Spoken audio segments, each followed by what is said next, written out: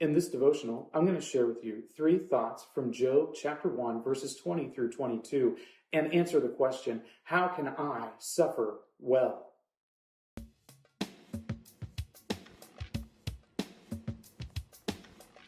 Job chapter 1, verses 20 through 22 says, Then Job arose and tore his robe and shaved his head and fell on the ground and worshipped. And he said, Naked I came from my mother's womb, and naked shall I return. The Lord gave, and the Lord has taken away. Blessed be the name of the Lord. In all this, Job did not sin or charge God with wrong. Suffering is one of the things that everyone will experience. There just isn't any getting out of it. It is going to happen. You are going to suffer in this life. And if you think that you won't, well, then you're in for a very unpleasant surprise. I shouldn't have to convince you that suffering is a universal, because we all know that it is. We all know that we will have to suffer pain and loss in this life.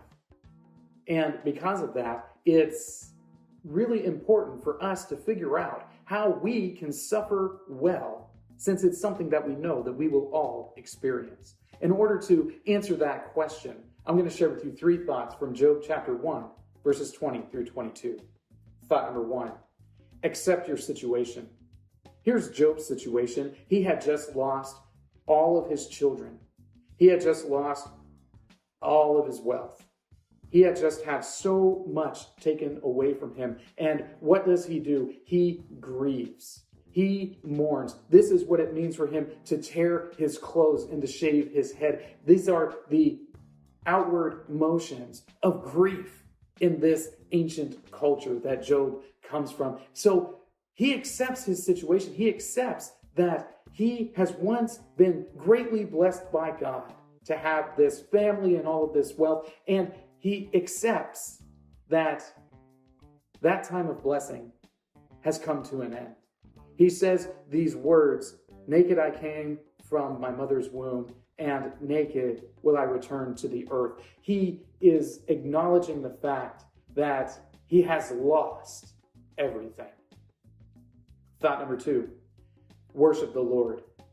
After Job shaves his head and tears his clothes, what does he do? He bows down to worship. He worships God, even though everything that he has been taken from him. All of his wealth is gone. His children are gone. So many of his servants and workers are gone.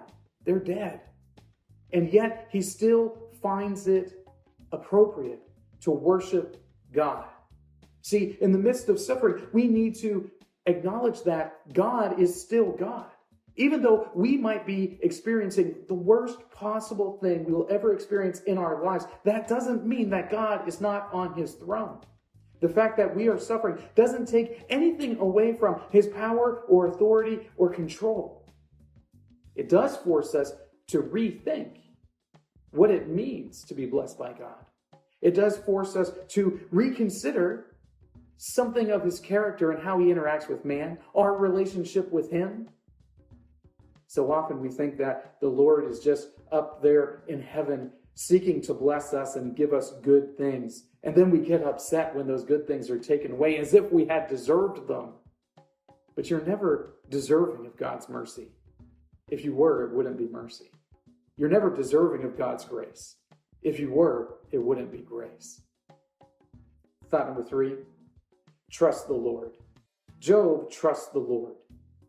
He trusts that the Lord is still, the Lord. He trusts that God is still on his throne. And he acknowledges that there isn't anything that he can do about his situation. His children are gone, and there isn't any bringing them back. He trusts that the Lord is still the Lord and is still able to do all that he has ever done. The removal of physical blessings from this life doesn't mean that God is no longer God. And it doesn't mean that God no longer cares for you.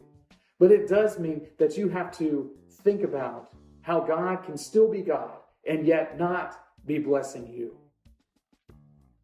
In order to suffer well, you need to accept your situation. You need to worship the Lord and trust the Lord that he is still the creator of all things. These three thoughts come from the assigned reading of Job, chapters 1 and 2. If you'd like to read through the Bible with me, you can do so by clicking on the link below, or by joining the Facebook group Through the Bible, where we are reading the text of Scripture together.